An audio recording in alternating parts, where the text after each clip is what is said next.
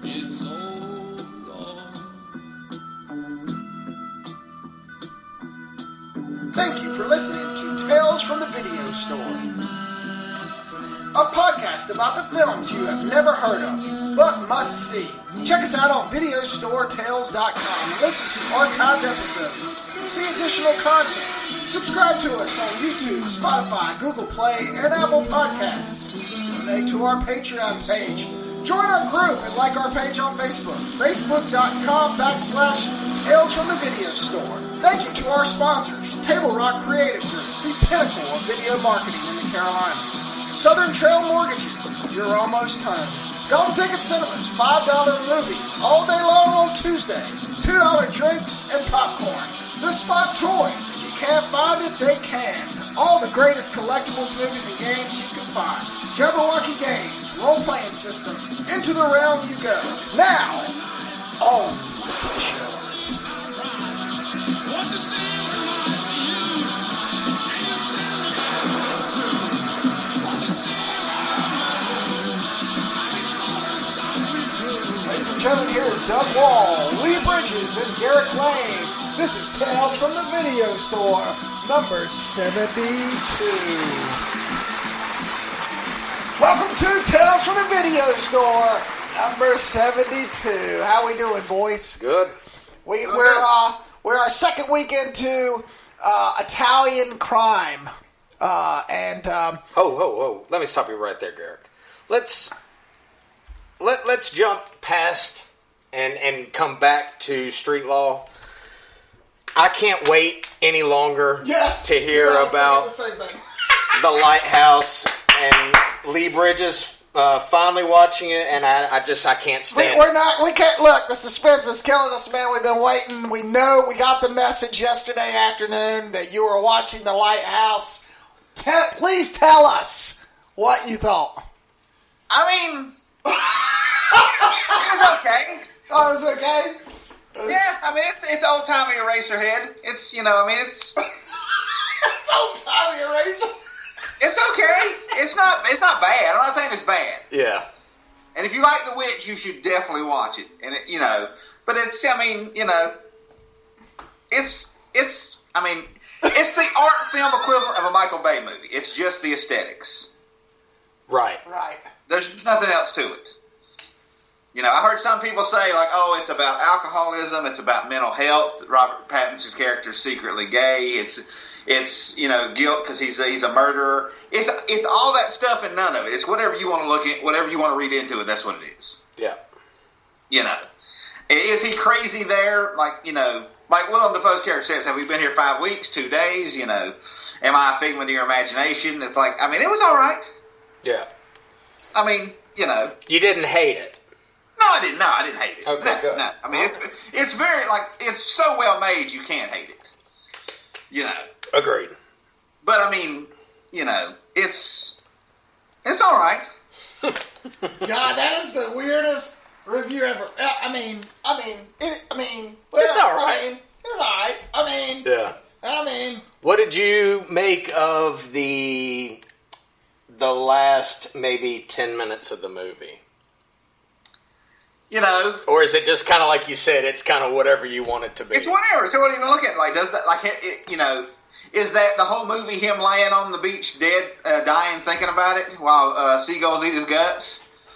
Most of that didn't happen. Like, there is no octopus, the way I look at it. Right. Or mermaid or whatever, yeah. This was Lee Bridges' quote in our text. Watching the lighthouse, and it popped into my head all the movies directed by the most pretentious a-hole in Canada, Guy Madden, that I had to sit through in film school. Yeah, I was thinking, ooh. I thought you were going to hate it. No, I hate Guy Madden movies. He makes movies, these sort of comedies in like the style of like old silent movies. But they're talkies, but they're early talkies, silent movies, those type of sort of like late teens, early 20s type movies, and they're just atrocious. But they're the characters in those are they try to act like actors from the 20s. And that sort of, how they spoke very fast and, You know, it does what The Lighthouse does it do. Like, you know, you're never thinking about like an old, like, you know, Howard Hawks movie from 1925 when you're watching The Lighthouse. Guy Madden movies, they're trying to make you think like that. Like that movie, the trailer I sent you guys, The Saddest Music in the World. It's just terrible. It is the saddest fucking movie in the world. Oh, it's like, you know, this woman, like Isabella Rossellini, she is in the 20s and she runs this like bar/brewery and she has no legs, so she wears these flake glass legs that are full of beer, and she's trying to have this contest to find the saddest music in the world, and just, it's nothing. I mean, that's the best indictment of trash. It's nothing. My buddy Curran, who I went to film school with, he, like, those were his favorite movies. You know, he had like every Guy Madden movie on DVD. You know, but it was just, you know, yeah, it's nothing. Okay. And The Lighthouse is nothing. Well, The Lighthouse is something. The Lighthouse is It's something. It's just, you know, it's old-timey Eraserhead. It's old-timey Eraser, and that's fine, because, listen, there are some people who, you know, that's their jam. Yeah. But, you know. All right. Well, there you go. There's nothing wrong with old-timey Eraserhead. All right. Well, let's get into it then. Street Law. Carlo Antoni. Sorry, I just totally messed his name up. I'll just do this. Carlo is basically, this movie is Franco Nero. Goes in for a robbery, gets roughed up a little bit, gets kind of obsessed when the police drop the ball. Well, he's not going in. He's at a post office that gets robbed. Sure. And then he's taken hostage. Yes. Right. And then when the police drop the ball, he decides to take matter into his own hands, and then using an old bad guy, which is probably the best part of the movie, Robber, to help him get his revenge. What'd you think of it? Does he, though? Because this movie is an example why you should not be a vigilante. Because he doesn't do anything right. That was, yeah. Well, yeah. This movie is like, this movie is the opposite of Death Wish. You know? Like, at least Paul Kersey, you know, in Death Wish, he got some scumbags off the streets. Franco Nero just, you know. He doesn't really do anything. He doesn't really do anything until the last 10 minutes, and then he gets his butt. The thief who he sort of blackmails into helping him is the only guy in the movie who doesn't do anything. He's the one guy who shouldn't be there, you know. Yeah. And of course, he gets killed in a most terrible fashion. Yeah. It's sort of an anti-vigilante movie. It really is. It's like Charles Bronson, the fucking dyslexic version. Like, he is the most unmenacing dude. But he, like, stop it! Stop it! How dare you! Stop it! Stop it! You're like, dude, I want to smack you. Dude, I just want to butt fuck you. I don't want to fucking kill you.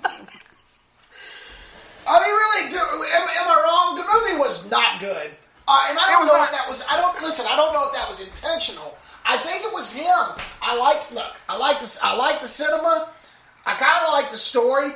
It's very well shot. Yeah, it felt like a little bit of Michael Mann wrapped in with a little bit of Martin Scorsese. I was okay with the 7 montages with using the same song. I was okay. Hey, I like the song. Yeah. I don't think you need dialogue to make a movie. I think it was him. I don't fucking like him. I didn't like him. To me, I was reading online where they started shooting without a script, and you could definitely tell that. Yeah, they were just shooting stuff, you know. And it's just like, yeah, it's a very, like me and Doug were talking about before the show. It's a very well regarded movie in this genre, which is weird because last week's movie was much better paced and had way more action than this movie does. You know, it's just, yeah, but I was actually reading online. There's a period in Italy called the Years of Lead, from 69 to 88, where this shit just happened constantly. During this time, Italy was the kidnapping capital of the world. The story that Man on Fire is based on, which the Tony Scott version takes place in South America, actually happened in Italy in the 70s. there were like 7 active domestic terrorist groups in Italy in the 70s. The most deadly one was a communist one called the Red Brigade, who actually kidnapped and murdered a guy who used to be prime minister.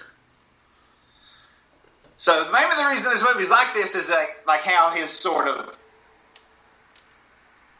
the indifference he feels from the police department is just how Italians felt at the time.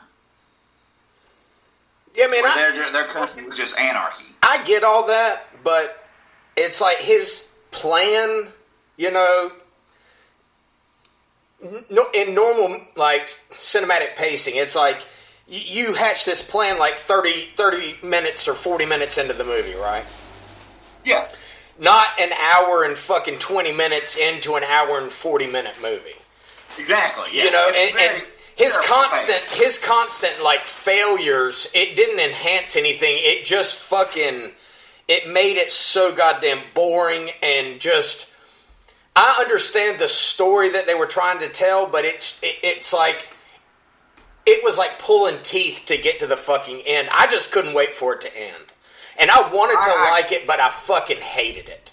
I ended up fucking absolutely hating it. I actually had to turn it off like 50 minutes into it because I was like, nothing's happening and I can't stand this. And I kept thinking, okay, they're going to, like, it's going to be the end and Nero's going to go fucking crazy. He's going to fucking rip people's heads off and go nuts.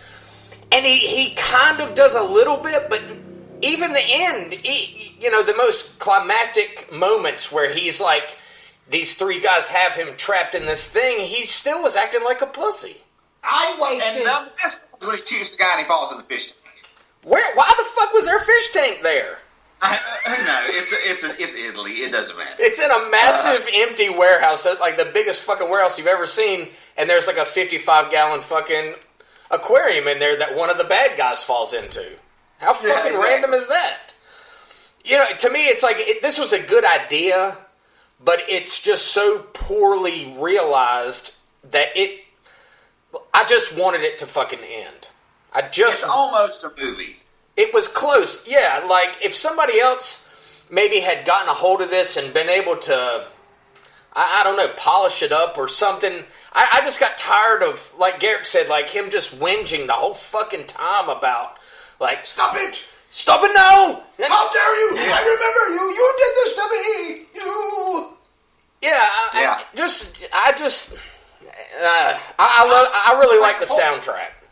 It's like the whole movie's a first act. Yes. Right. I wasted 6 hours on this movie. Now, when I say that, it took me 3 tries to get through. I've been really busy this week, so I was trying to sandwich in the 2 hours, and the movie never kept my attention enough for me not to turn it off and go, dude, I'll have to do this later. Right. And I did it. So then I would start it again, and then, like last night, I was cooking a big dinner. I was cooking a bunch of food for the whole week, and I'm trying to watch it again, and it will just not keep my attention. It just doesn't keep my attention. Yeah. It's, you know, the only good thing is, I love that Goodbye My Friend song from Guido and Maurizio Del Angelinis. Okay. It was in that movie with The Rock, Faster. It opens up that movie Faster with The Rock. Do you guys remember that? I do not. So that was probably an ode to that movie. Okay. That's, anyway. What'd you think, Lee? Everything about it is well made. It looks good. The stunts, the actors, the costumes, everything about it. It's just like it. It's like it needs another editor. It needs, I don't know. It's just everything about it works except the movie. Right. Right. That's exactly yeah. I could even see like where even Michael Mann or Marty Scorsese and a couple of those guys probably, you know, would see something. It's like, oh, that's a cool shot. Like some of the in the car stuff felt like Michael Mann. The shootout at the end felt good. It's highly regarded. It's just I don't know. There's just something that I didn't like about it. It's weird. Sometimes movies don't have souls, and this one just doesn't have one. Yeah, no you know, soul. and like for an anti-vigilante movie, which I guess it kind of is, the very last scene, you know, when Nero, his character, basically the cop's like, look, sign this and say that we didn't do anything wrong and everything's over, there won't be any charges, and he gladly does. And then as he's getting up and leaving the police station, he overhears a guy that has been wronged in the next room, hell-raising like he was initially early in the movie, and he just kind of smiles. What the fuck does that mean? He knows it's. I think like it'll never end. Right. Like that. You know, it's inevitable. Like, you know, so that guy's going to go through the same thing he went through. Right. So it is. It's like he's like, yeah, there's going to be more vigilantes. Like, well, I fucking hope not. I really hope that. I hope not. You know, it's just, it was nothing like I thought it was going to be. It should have, Street Law is too fucking good of a name for that movie to have used it. Does that make sense? Yeah. Because there wasn't enough Street Law. There was very little. That's true. There was very little in Street Law. So, that's really all I got to say about that. Same here. Wow. So what'd you guys watch? Yeah. Let's just moving on. Yes. Franco Nero, you're a pussy. I don't know whether I'd kill you or butt fuck you. The last thing that I saw... You gotta ask, Garrick. You know which one you do. Yeah. The last thing I saw him in, and I may be wrong about this, but the last thing I'm pretty sure I saw him in was Django, right? Yeah, he's the original Django. But I'm saying in the Tarantino one, he plays the like one of the Mandingo dealers, I guess, when they're having that fight. And he's at the bar with Jamie Foxx, and he's like, "What's your name?" And he's like, "Django. The D is silent," you know. And that whole exchange was kind of cool. Yeah. Yeah, and he said, "Oh, I know." Yeah, but he's dressed just like Django from the first movie. Right. He's, you know. Yeah. Yeah. And I thought that was cool. Yeah. Anyway. Well, yeah. All right. So, Garrick, did you watch anything, or do you want me to go? Yeah, you go while I get up. You've got to get your fucking notes together? Yep. All right. Go ahead, Doug. All right, the first movie I watched was Christopher McQuarrie's 2000 Way of the Gun. Yes! With Benicio del Toro, Ron Phillippe, Nicky Katt, James Caan, Juliette Lewis. That is a classic.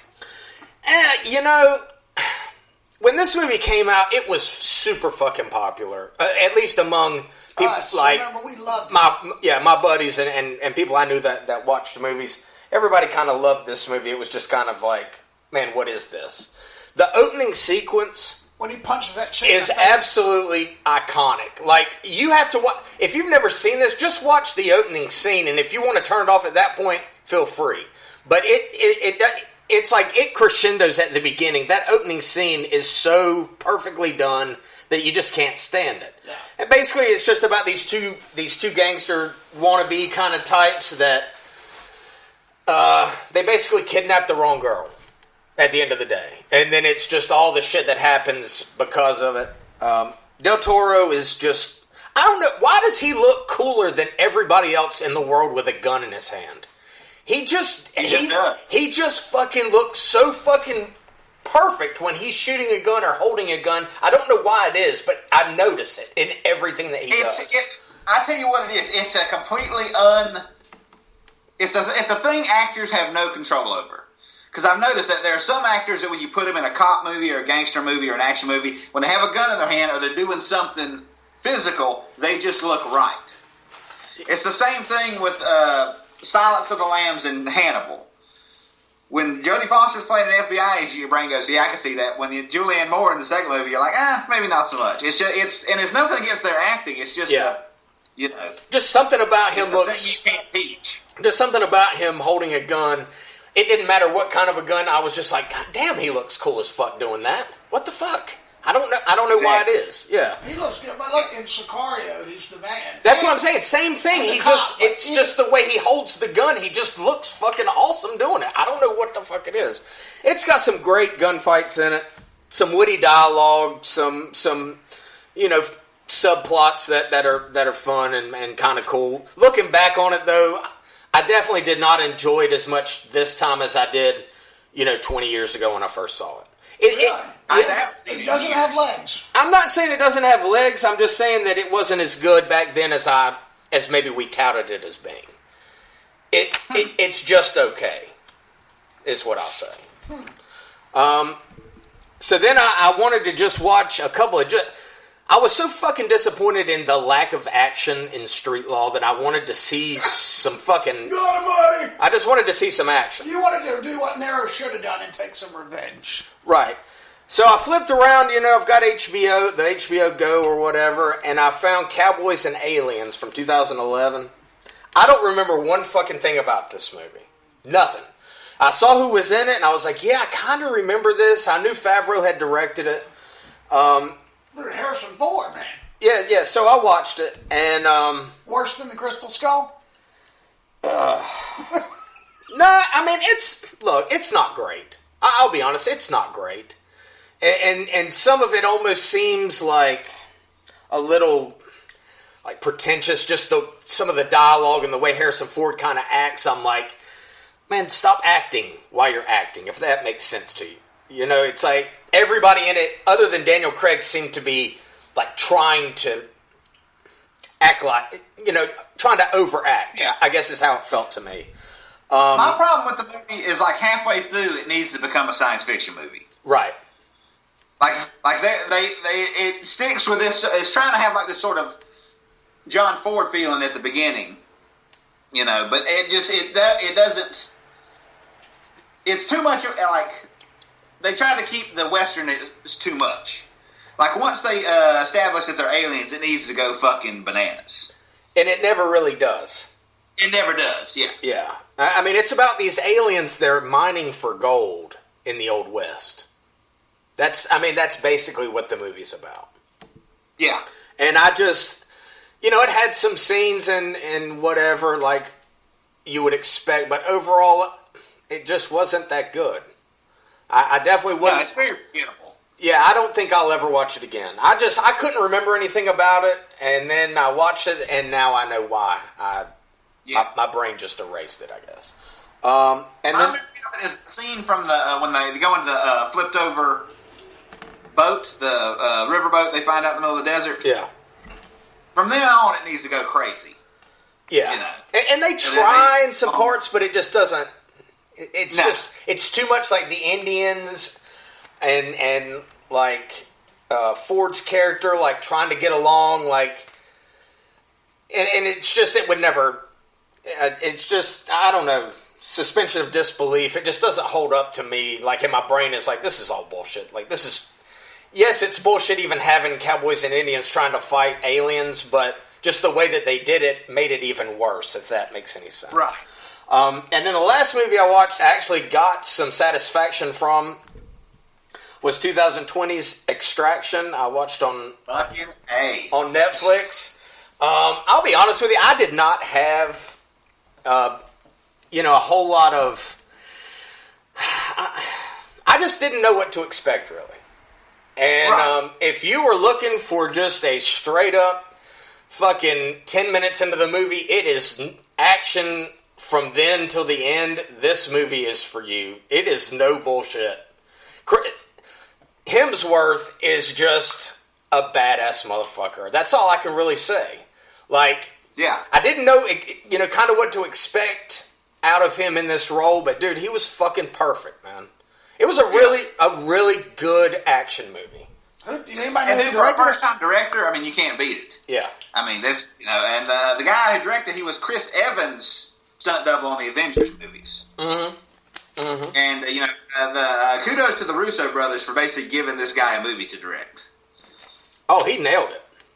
Yeah, and he'll make other movies. The sequel talk is already done, or prequel, depending on how they go I've with it. seen that movie. It's on my list. I can't get them. They keep coming out. They need to just stop for a year. Well, this so I is can their go biggest hit movie ever. out. It's what? This is their biggest hit movie ever, Netflix's. Really? Yeah, it's bigger Like than... they said, if this movie was released bigger than in the the Irish. theaters, it would have been like #1 2 weeks in a row. This movie's had more downloads and streams than any movie they've ever. And just like Doug said, because once at the 10-minute mark, it's just Thor shooting people in the face. And I never thought I would enjoy seeing Chris Hemsworth punch a child as much as I do. Oh my God, I was going to talk about that partly, like when he's throwing these fucking little bastards around was my favorite shit. These little gang of these like... He slapped him the first time, but when the kid comes back, he's just like, all right, here we go, kid. He just slays that kid out. Yeah. You know. Okay, so there's this drug dealer, and he steals his rival drug dealer's son. He kidnaps him. And the rival the son's father is in prison. And basically his #2 guy, he's like, listen, you've got to fucking drum up an army or something, get my fucking son back.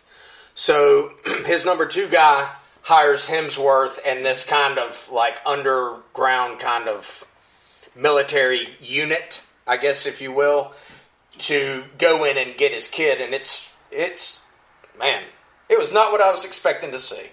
Nope. And I was pleasantly surprised. Yeah, dude. So it's hard hitting and good. It's everything I was hoping it would be and more. I mean, it was good, dude. Nice.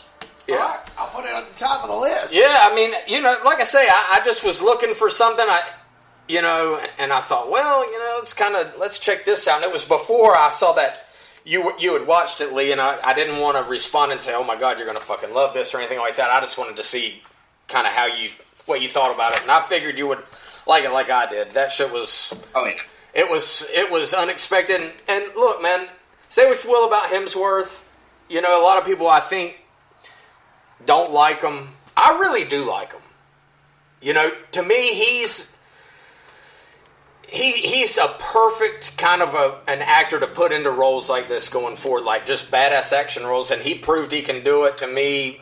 So anything that he's in action-wise moving forward, I'll watch. Yeah. About midway through, there's a one-take action scene where they're going down the road, and it's awesome. The whole movie, he's great in it. Like, there's not a whole lot of dialogue. It feels very much like an 80s action movie. Yeah. You could have easily substituted, like, another action actor into that role, maybe. But yeah, you just don't realize, like, how big he kind of is. Until you put him up against other actors that he's fighting, and he's a fucking monster, man. I mean, it's not like Schwarzenegger from the 80s or anything like that, but he's a fucking big dude, man. And to watch him sling these kids around, and hell, I mean, I don't even know how many people he had to have killed in this. I'm going to guess at least 100. I mean, he's just going full bore from jump. As soon as, like, it's go time, like, he is just going full bore to the end. It's good, man. Really good. Oh, and when he kills that guy with the rake, I could not have been happier. Yeah. I was like, oh yeah, he's doing it. That whole scene, like the first scene where he kind of goes into this room and meets these guys that have this kid, and then how he just fucks them all up is glorious. And it was kind of at that point I was like, oh, okay, this is what it's going to be. And then it just continued, and it got better and better as it went on. Man, I loved it. I really did. So that's what I watched. Awesome. Lee? Now that we've already got all his out of the way. No. We got 2 of them out of the way, yeah. I got 2 more. One we mentioned a few weeks ago. I watched Summer of '84. Oh, you did? Yeah, I did. And you guys told me about it. Like you mentioned, kind of ran down the plot of the podcast, and I still enjoyed the hell out of it. Good. For the movie we covered, I think 3 episodes ago, Turbo Kid. From Turbo Kid to Summer of '84, that's like a quantum leap as far as directing, as far as I'm concerned. Yeah. I'm very excited to see what those guys do next. Like some of the acting's not great, but, I mean, it's a low-budget movie. What do you expect? Yeah. But the plot and the execution and just the way they kept that light 80s tone until, like, the last 20 minutes when everything just went shithouse, I thought it was very well done. I didn't know if you would like the pacing because it is pretty slow in some parts. It is slow, but I think it's more deliberate than slow. They're always doing something. Yeah, I agree with it's not you. like Street Law where they're just sitting around. You know, I mean, like something's always happening. Right. And very well done. Kind of reminiscent of Fright in a way, but you know, with a serial killer instead of a vampire. But yeah, I enjoyed the hell out of it. Yeah. Cool. And the last thing I watched was a Roger Corman movie from, I think, 1982 called Forbidden World.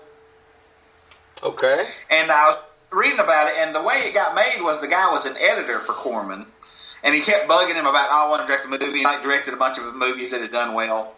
And so he gave him a set that previously used on a science fiction movie, like the interior of a spaceship. Just one of Corman's regular actors, and then a guy in a robot suit. And he said, shoot 8 minutes of film. And if I like it, I'll turn that into a movie. And he's like, well, what's the story? He's like, well, that's up to you. So the movie opens with this sort of almost Star Wars-like dogfight, but done very cheaply between two spaceships. And then transitions into this alien ripoff. And it's like it's a Roger Corman movie. There's blood, there's guts, there's naked women. All the women in it are obviously models. They're playing scientists, but, you know, whatever. They're clearly not. But the only real downside of it is the monster is terrible. Like, the monster design is like, it doesn't have legs. It just kind of rolls around. Yeah. You know, it's like a big mouth with crab arms. It's just not very intimidating.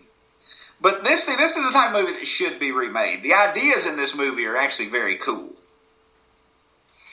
Like, the monster is this genetically engineered organism that they were trying to turn into a, like, you know, basically synthetic meat. And it just went terribly wrong.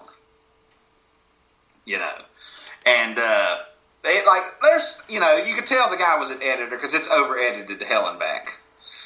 But, you know, if you've seen, you know, Humanoids of the Deep and Galaxy of Terror and all those other movies, you know, it's on Prime. Give it a watch. It's a Roger Corman movie. And it really is a piece of shit. However, it is a Roger Corman piece of shit. And I remember on Facebook I posted that. I said, a piece of shit. You gave me a smart-ass comment. But it really was the beast. Like, it really ruined it for me. Like, because I'm like, okay, it is a Roger Corman movie, but come on, man, you could do a little bit better than this. Yeah. Yeah, I mean, the monster doesn't have legs. It just kind of shows up in rooms. And it's very, like, it kind of ruins the way it's shot, like the way the camera, like in De Palma movies, like the camera goes over the set so you see people moving from room to room. You know, and some of it's very well done, but then it gets to the suspenseful scenes and it just falls apart. Like, it's basically a big killer tomato with crab arms. You know, it's not very intimidating. Yeesh. But I would rather see something like this remade than, you know, or whatever. I don't know. Another Transformers movie. Yeah. Oh, absolutely. Sure. 100%. That's all I watched. Garrick? Okay, so I watched a heavily advertised film on Shudder called Blood Quantum. It's about, the dead coming back to life on a reserve of Red Crow up in Canada, where Indians are there. The movie is everything you want. Okay, so basically, I'll give you a quick plot. Indian man is fishing. This is how they bring you into the movie. It's great. He's cutting, so he's just gone fishing. Pulls up the net. He's up on the chopping block. He starts gutting the fish. After he's gutted the fish, they come back to life. And, you know, here we are in a zombie movie. The unique thing about this movie, though, is the Indians are immune. As they get bit, they don't get... They're infected. So it's the white man's plague. It is, Lee, I challenge you for sure, maybe you, Doug, you must see this movie. The story is great. It's all practical effects. This big Indian puts a chainsaw through this zombie. And, I mean, it's just some of that stuff that I watched, some of the stuff that I was looking at. It's all practical. It's the story. and my wife actually sat through this thing too. It's really disgusting. Like it's really revolting. It's great. There's lots of blood, lots of great stuff. There's a really good plot. I like the whole idea of the Indians and all the white people are dying, and this is God. They're saying, hey, this is God getting rid of all these assholes who have ruined the earth. The only thing I can say that I don't like, and I don't know, I researched the director, and he hasn't done much, but his name is Jeff Barnaby, and I'm wondering, so the acting was atrocious. So you've got all this great stuff in this movie. Like, you really do. Like, everything about this movie is awesome. But the acting, all the Indians that they use, they're not very good. And I'm wondering if the Indians are the rich Indians from Canada are who he put into the movie to get the movie made. If that makes any sense. Like, it feels like everything in that movie he did really good, besides casting. Right. So I wonder if he was stuck in a situation where we're going to make this movie, but you're going to use these guys to make the movie. I do the same thing. Oh, dude, I would too, 100%. I mean, 100%. I'd cast Helen Keller in a Die Hard movie if I got it phonics. I'd make you the lead. I would make you the lead guy in Extraction if that's what I had to do to get it fucking made, brother. I thought the movie allowed me just stopping because I'm winded. I would put you in Basic Instinct 3, and you would be the one that flashes your vagina in the interrogating room if that's what it meant to get the goddamn movie made. Now, don't threaten me with a good time. So, anyway, with that said, I do challenge you guys to watch this. It's a great low-budget film.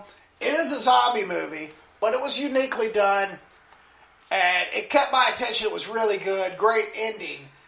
But the acting was it's kind of like Forbidden Planet. It was really good. Besides, there's just these couple of things. Yeah. Kind of like Street Law. Yeah. Same thing. It was a really good movie, but these couple of things really fucked it all up for me. Yeah.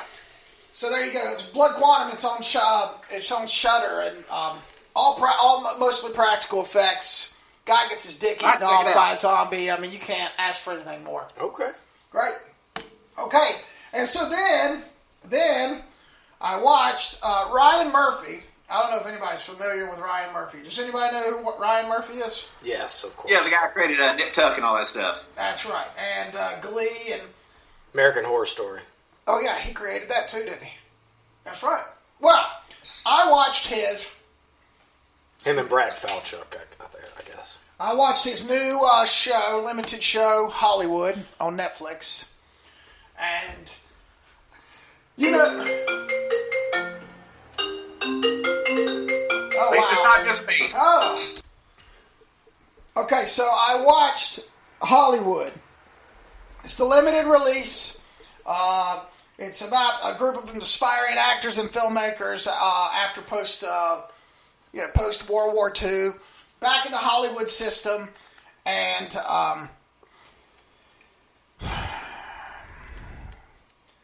the first 4 episodes were awesome.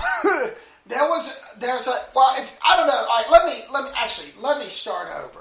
I'm going to say this now because I know I'm going to say some shit that's probably going to offend some people.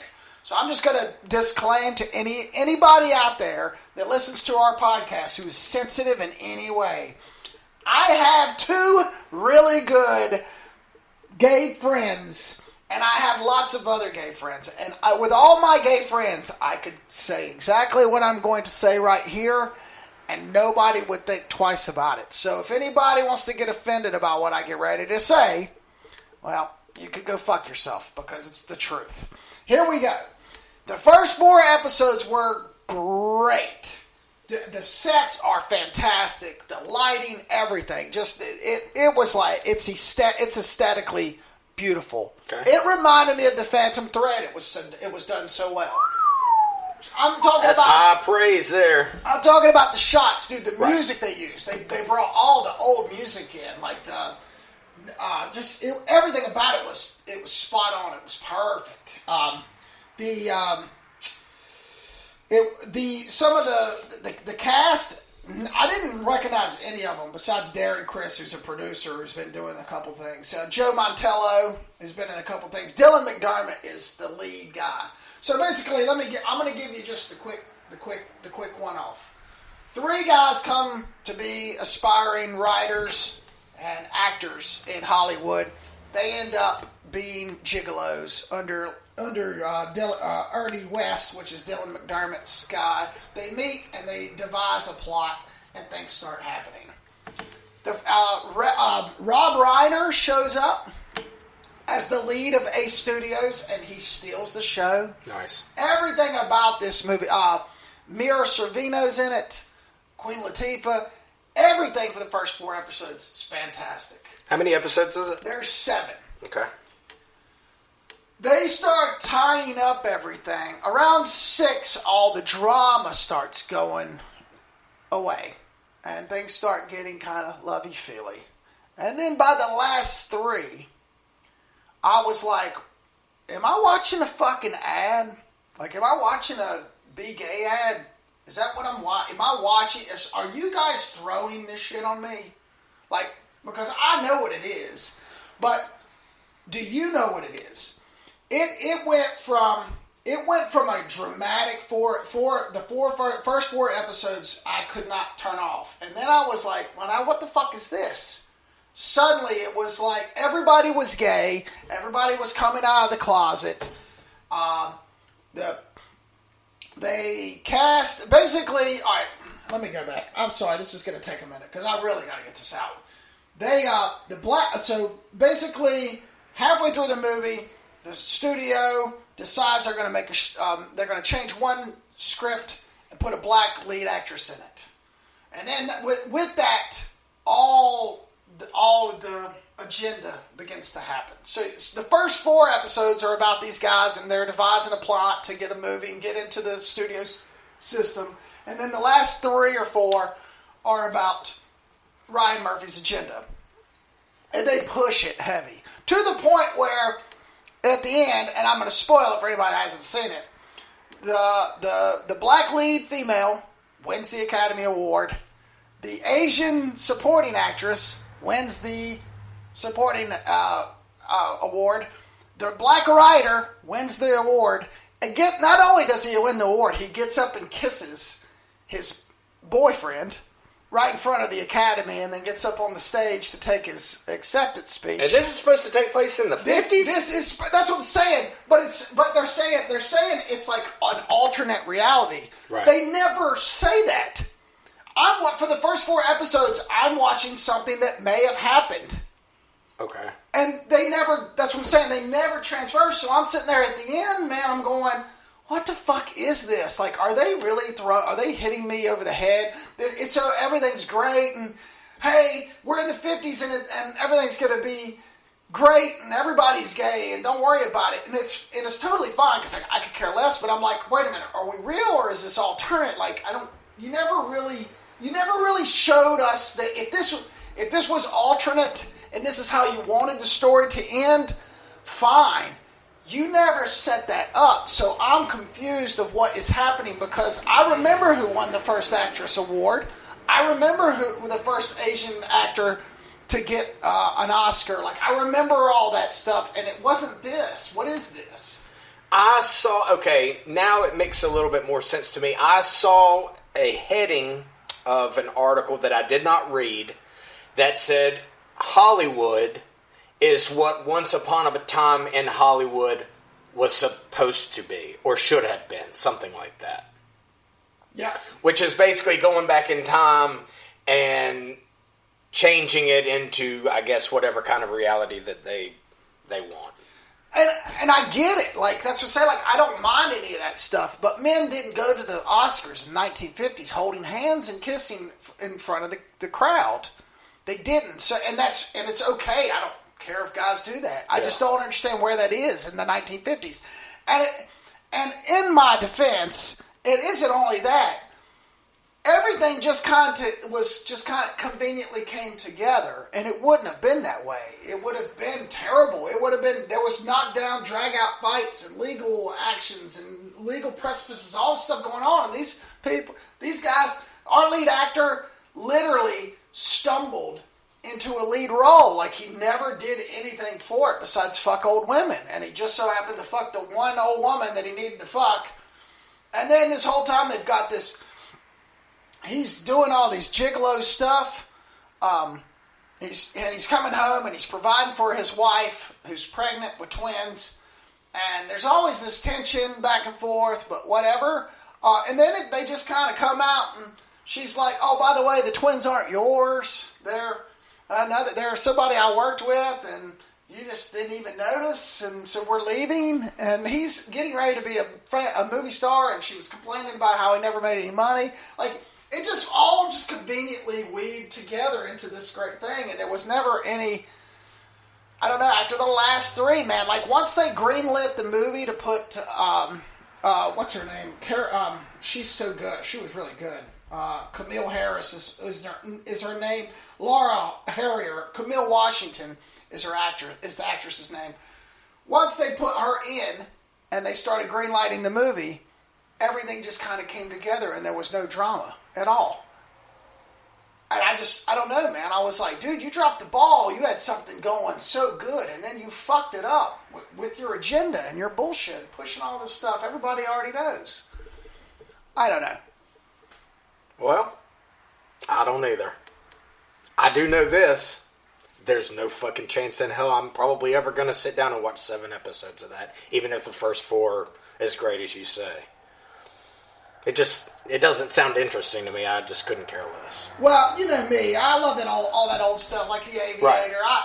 I have kind of I guess this is a terrible word to be talking, but a fetish for that kind of stuff. You have a hard-on for old stuff. I mean, like Citizen Kane. I could watch Citizen Kane over and over. Yes, I like the old films. I like the old studio stuff. I mean, Touch of Evil, that shot where Orson Welles follows them all the way in. I mean, dude, that's the kind of stuff. And it was much easier to make a movie back then, right, Lee? We would both be filmmakers if we would have gone out to Hollywood in the 50s. Yes, probably. I mean, we might be working for the guy who Ed Wood worked for, and we could find somebody probably. Do you have a script? No, but I got a poster. Great. When do we start? I hire guys with burning passions. Anyway, it was good. Okay, I'm gonna rate it. I'm gonna give it a 67% because the first four episodes, even though it was full of agenda, also had drama and stuff going on that made me want to keep watching. When they summed up the whole thing and everything was kind of, once Rob Reiner was fighting them about making this film. He has a heart attack, but he's cheating on his wife, ends up in the hospital for a year, for 6-7 months, and wife takes over, and wife starts changing things, putting women in leads. Everything just kind of came together, and that should have been when all the drama happened. Let me ask you a question real quick, Garrick, and I'll ask you, Lee, the same question about certain things like this.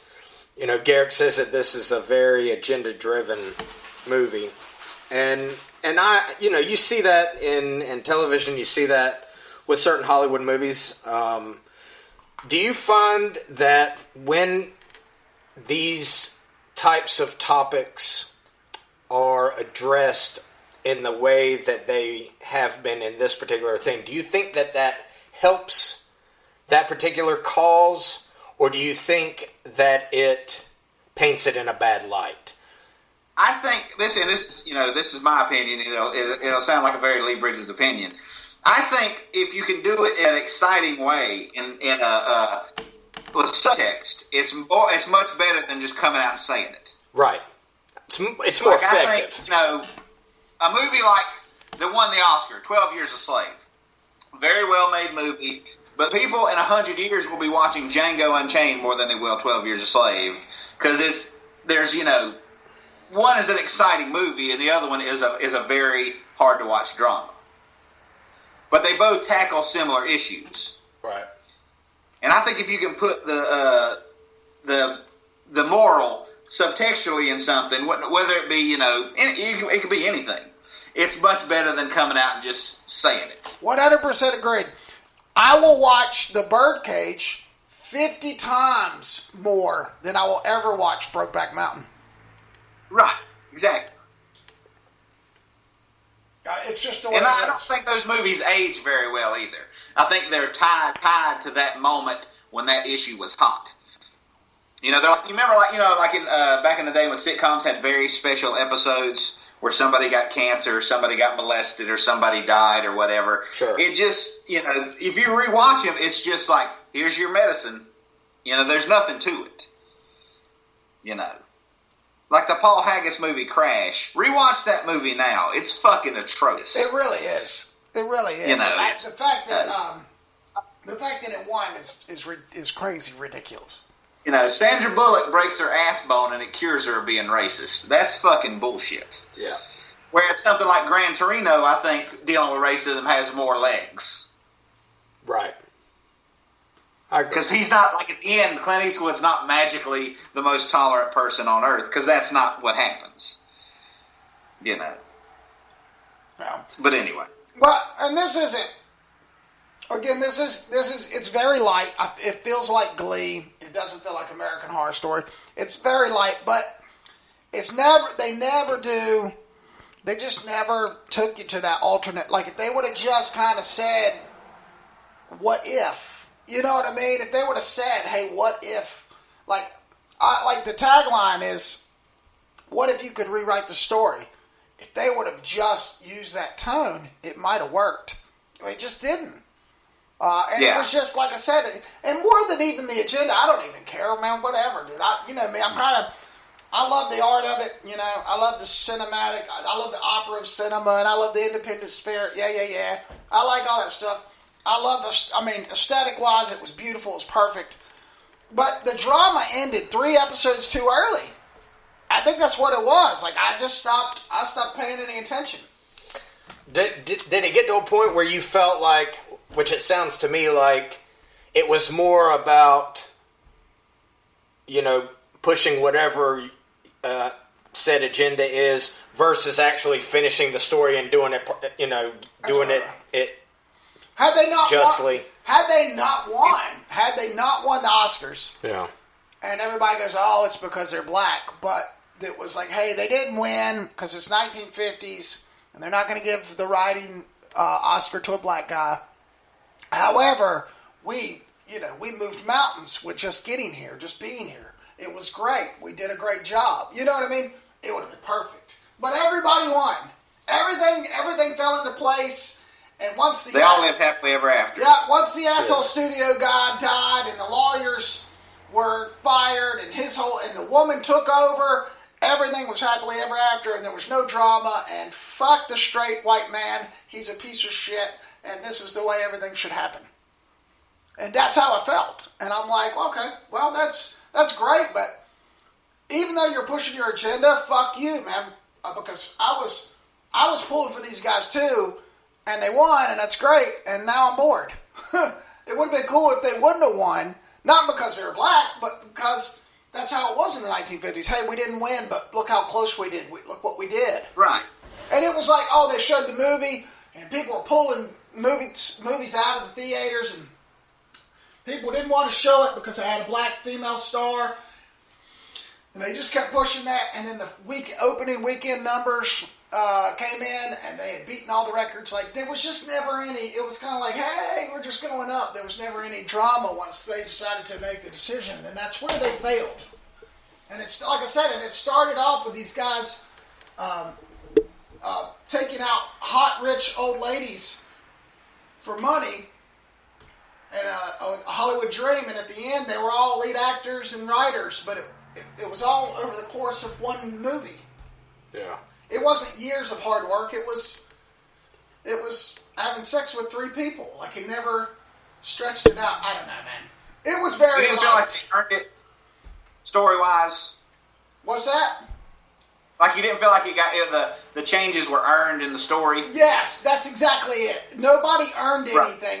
They just kind of happened. Dude, Hollywood isn't like that. It's not. Fuck. Everybody got rewarded for just not doing anything, participating, right? Hey, I'm a black writer. Hey, you know, hey, I'm yeah, and it was like one time. So this is a perfect example. They bring the black writer in. They say, we're going to have to change the name. We're going to have to make somebody else the writer for this. This is one little flaw, right? This was halfway through episode number 4. Hey, we're going to have to make one change. Okay, great. Okay, so then they have 2 scenes. He goes home. He complains to his boyfriend. We're never going to be shit here. We suck, blah, blah, blah, blah, blah, blah. The next scene, Rob Reiner has a heart attack. Wife takes over. He's back on the picture. It doesn't drag on. You know what I mean? He doesn't have to go do anything to get his stuff back. Something just falls into place and puts him back on the picture. I don't know, man. It was very uneven. Or maybe it wasn't uneven. It was just very straight. It was just very straight, like straight line. Oh, we're just everybody, like the fucking ocean we just parted for all these people, and it wasn't like that, man. I don't know. It's not like that today, much less. Yeah. But the music and the sets and the cinematography, A+, fucking great. Yeah. I downloaded the soundtrack immediately. It's all this old great stuff, man. What is this streaming on Netflix? Netflix. Watch the first episode. You'll watch the first 10 minutes of the episode, and you'll be like, "Yeah, this isn't for me." Okay. It's my kind of thing. But it ended. It could have ended so many ways, and it ended terribly. So, let's get my review. Don't waste your time. Or watch the first 4 and then cut it off. Speaking of Netflix, Nick Cage is going to be Joe Exotic. Is this really for real? Supposedly they're going to do a limited series, kind of like the show you just talked about. Crazy. Who's going to... Carol Baskins. Meg Ryan comes out of retirement. Carol Baskins. You know, I'll be honest with you. I don't care. And I probably won't watch it. You sure will. You sure will. The only positive thing about something like this in my eyes is all these fuckers that treated these fucking tigers the way that they did and used them and exploited them are now being used and exploited by some people in Hollywood. And I think that's the irony in that is not lost on me. And I'm like, good, fuck these people. But at the end of the day, they'll probably get paid for it, you know, for their likeness or whatever. And they'll still kind of, I guess, win, if that makes any sense to me. But as far as like a story about this, I could not give less of a fuck. Just getting through all of the Tiger King and all of the shit that happened and wrapping your head around all of that is enough for me. I will never ever watch the Tiger King again. I don't give a fuck about anybody that was involved in it whatsoever, and I damn sure am not so wrapped up in it that I want to see some other actors playing these people and rehashing what I've already fucking seen. I will never fucking watch it. I don't give a fuck if Nick Cage is in it and Robert De Niro's in it and every other great actor in the fucking planet is in it. I don't fucking care. Fuck the Tiger King. I don't care. As far as I'm concerned, just it should be done. Like, the story's already out there. This motherfucker's in prison. Like, just drop it. I agree with all that. However, I'll watch it. Of course you will. I will. I'll watch it. I know. But I 100% agree with you. Yeah, I do agree with all that. Dude, I don't even when I see other when I still seeing Carol, my kids are doing TikToks about Carol Baskins. Yes. Yeah, like, it's crazy. Like, here, just give me 1 second here. I'll show you something. They're singing Carol Baskins. Apparently some song on TikTok says Carol Baskins killed her husband, whacked him. fed him to the tigers or something like that. They're snacking. Like, it's crazy. And I'm like, do you even know who Carol Baskins is? Oh, excuse me. I'm like, well, that just shows you why they're making the movie, because it's embedded in the culture. So now that, like you said, your kids are singing about it, even though they haven't seen the documentary. My daughter, that's my daughter on Instagram. She dressed up as Joe Exotic. I said, do you know who Joe Exotic is? Yeah, show him. Can you see that? The camera's not on. Oh, okay. It's not? Okay. Yeah. Well, Yeah. Jesus. So, anyway, it's huge, but I'm to the point now where I see another Carol Baskins meme, and I'm, like, sick of it. I'm done. I get it, 100%. Like, I was done with it right after, and I'm like, these people are miserable, and that's crazy, and I could give a shit less. And that was it, and I've never said another thing besides, hey, I sent a status out on Facebook, said, if you are ever feeling bad about yourself, you should watch The Tiger King. It will make you feel better. But I will watch it. I will watch it because it'll be on Netflix and it'll be hitting me in the face, and I'll be like, well, let me just see. And dude, Nick Cage. I don't care. All right. Well, you got to pick a flick for us, or you got to man. Excuse me, not a pick a flick. Whoa. Talk about retro Hollywood. That's right. Tell them what they want, Doug. Want more movie reviews? Well, we got them. This is this week's Manager's Choice. Manager's Choice. You got a Manager's Choice? Doug said he has a Manager's Choice. I do have one this week, if that's okay. Sure. That's absolutely fine. And this is an opera of cinema. Oh my! This movie Hercules. is an absolute, in my eyes, this is an absolute masterpiece. And a lot of people either have not seen it for one reason or another. Maybe it's because of who made it and what was kind of going on at the time that this movie came out. My Manager's Choice this week is Apocalypto from 2006. Yes. Mel Gibson's delve into the end of the Mayan society. And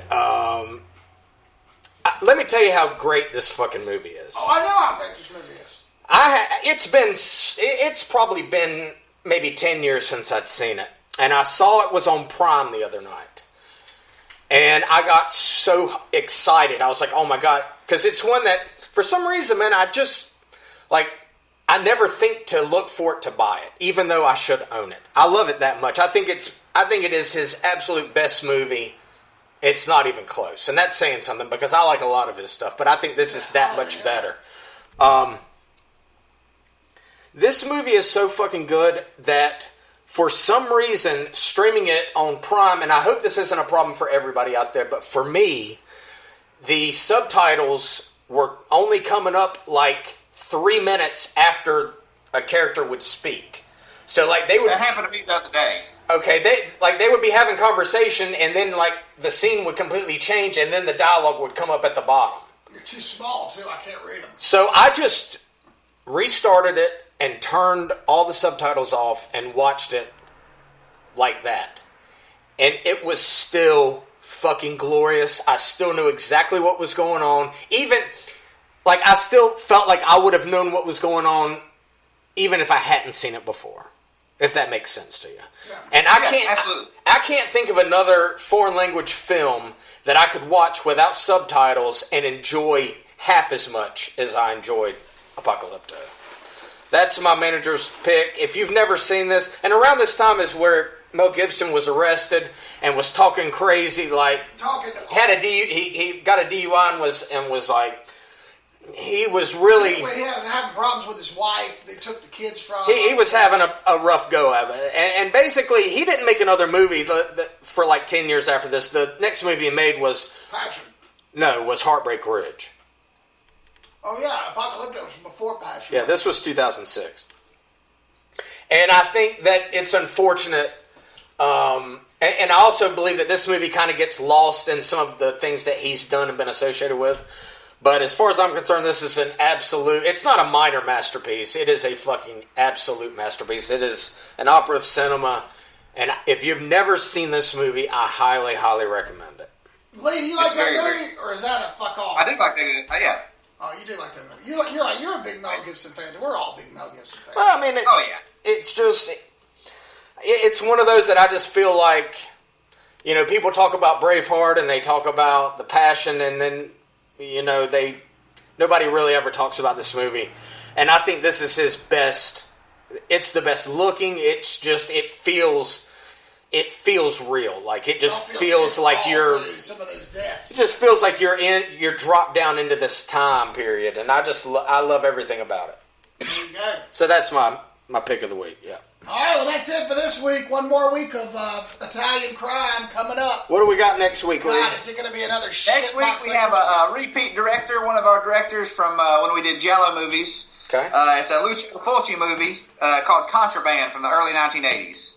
Okay. Now, you've seen this one, haven't you? I have. I saw it a long time ago, probably like 2003 or 4. And the only thing I remember is the squibs in it are ridiculous. When people get shot, they just explode. Nice. I can't wait. Yeah. Well, all right. That'll be next week. So that's it for this week. That's a long one. Lots of rants. I think that we only had one movie that anybody liked. That was Extraction. Extraction was good. Extraction seemed like it was the only one that didn't have problems. It's very good. I mean, if you just want straight up just action, that's it. And the Lee's consensus on the Lighthouse was, I mean,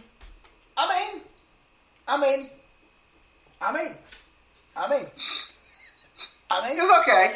It's okay. It was okay. Now wash your fucking hands.